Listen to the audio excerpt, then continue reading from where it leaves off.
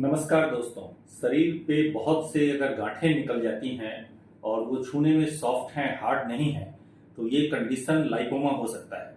Lipoma मतलब चर्बी की गांठें, फैट का ट्यूमर जो शरीर पे बहुत सारे भागों पे फैला हो सकता है, या कभी कभी कुछ खास एरिया पे हो सकता है, या कभी उसका नंबर 1, 2 भी हो सकता है। तो इस कंडीशन को लाइपोमा इसलिए कहा जाता है। ओमास जब भी वर्ड लगा हो तो समझें कि वो बेनाइन कंडीशन है। बेनाइन मतलब उससे शरीर को कोई बड़े खतरे की संभावना नहीं है और कैंसर होने के चांसेस नहीं है। लेकिन लाइपोमा का शरीर पे होना अपने आप में एक कॉस्मेटिकली एक ऑकवर्ड सा अपीयरेंस देता है। अच्छी बात यह है कि इससे कभी शरीर को कोई ऐसी बीमारी नहीं हो सकती है जिससे लाइफ थ्रेटनिंग कंडीशन हो जाए। लेकिन लाइपोमा अगर शरीर पे या तो एक है और उसका साइज बहुत है, या बहुत सारे छोटे छोटे भी हैं, तो वो दिखने में एक अनइवन सा अपीयरेंस देता है। लोगों को उसे छुपा कर रखने की जरूरत पड़ती है। फुल स्लीव के शर्ट्स पहन के लोग रखते हैं, या पब्लिक में अपने क्लोथ्स को एक्सपोज, क्लोथ्स निकाल के बॉडी को एक्सपोज नहीं कर पाते हैं, क्योंकि उन्हें एक सेमनेस फील होता है, एक झिझक सी होती है लोगों के सामने। तो ऐसे में अब ये जानना जरूरी है कि लाइपोमा का ट्रीटमेंट क्या होगा, उसका इलाज क्या होता है और ये होता क्यों है। फैट हमारे शरीर में हर जगह फैला हुआ है। फैट का प्रेजेंस हर जगह, यूबिक्विटस कहते हैं इसको, कि शरीर में ओमनी प्रेजेंट है। हर जगह फैट का फैलाव है, कहीं ज्यादा कहीं कम। इवन कि हमारे लिवर, किडनी, ऑर्गन्स के अंदर भी फैट है, उनके चारों ओर भी फैट है।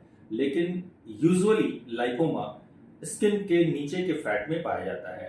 फैट का एक गांठ सा बन जाना, उनका एक एकोमुलेट होकर के एक सॉलिडिफाई स्ट्रक्चर में कन्वर्ट हो जाना ही लाइपोमा कहलाता है।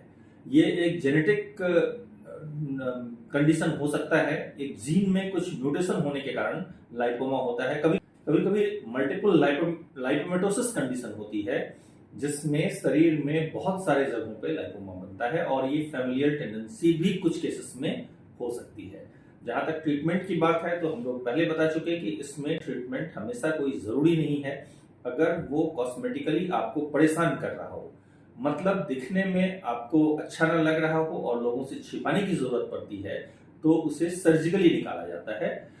कभी कभी अगर बहुत सारे लाइपोमा एक जगह ही एकोमुलेटेड हैं, तो उनको लाइपोसक्शन से, मतलब सक्शन प्रोसेस से भी निकालते हैं। कभी कभी लाइपोमा में दर्द की शिकायत होती है। आमतौर पे लाइपोमा में दर्द नहीं होता है, लेकिन अगर लाइपोमा किसी नर्व के ऊपर है या किसी नर्व के फाइबर्स उनमें इंट्रैक्ट हो गए हैं, तो मरीज को दर्द की शिकायत हो सकती है। और ऐसे में छोटे साइज के लाइपोमा को भी, जो कि दिख नहीं रहा हो, सिर्फ छूने में महसूस होता हो और दर्द होता हो, तो उसे भी सर्जरी से निकाल दिया जाता है।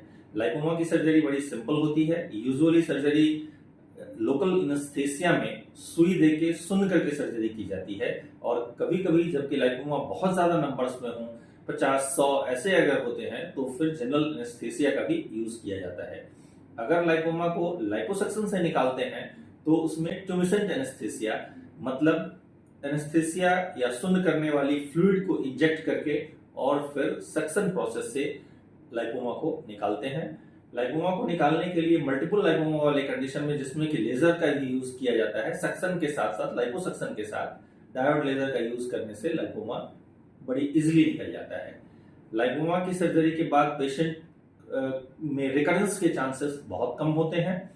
पेशेंट को बहुत दिनों तक आराम करने की जरूरत नहीं पड़ती है। दूसरे या तीसरे दिनों से वो अपनी सारी नॉर्मल एक्टिविटी रिज्यूम कर सकती हैं या कर सकते हैं। छोटे छोटे स्टिचेस लगते हैं, या कई बार हम लोग स्टेपलर क्लिप का यूज करते हैं, तो 7 to 8 डेज पे उसको निकालते हैं।